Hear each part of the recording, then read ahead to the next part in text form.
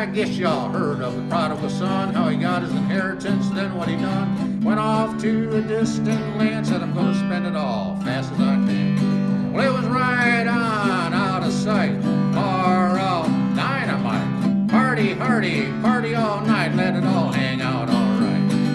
Then one day his money was gone, called up a friend on the telephone. Heard his friend yell, tell him I ain't home. Don't he know there's a famine going on? Got no money to loan. Well, the boy knew he had to make some plans, so he went on down to the old newsstand, got him a paper second hand, sat down to read it on a garbage can. They wanted a couple of cooks, someone to keep books, a sailor, a tailor, a jailer, a whaler, and one ambitious young man with a college degree interested in rapid advancement in the hog industry. Well, the boy didn't figure it would do any harm to go out and take a look at the farm. He was down on his luck, caught a ride with a truck, arrived on the scene about the break of day.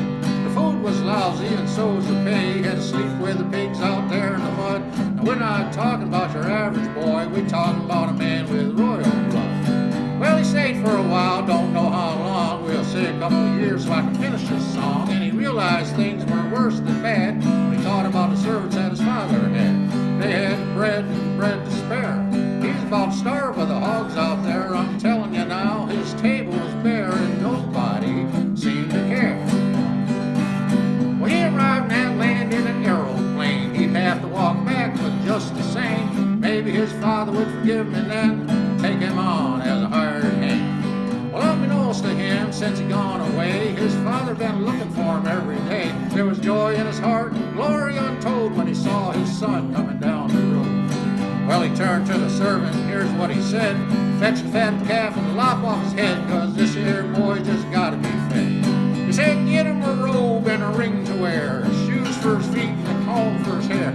I know the scripture don't mention the comb, but you can safely assume that's so. I said, get yourself to the telephone, tell everybody my son's come home. He's looking good and he's doing all right, so come on over, gonna party tonight.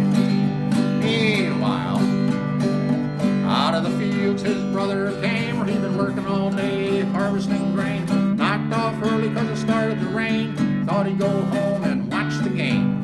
Well, he stomped his feet and he shook his fist, said, Father, what's the meaning of this?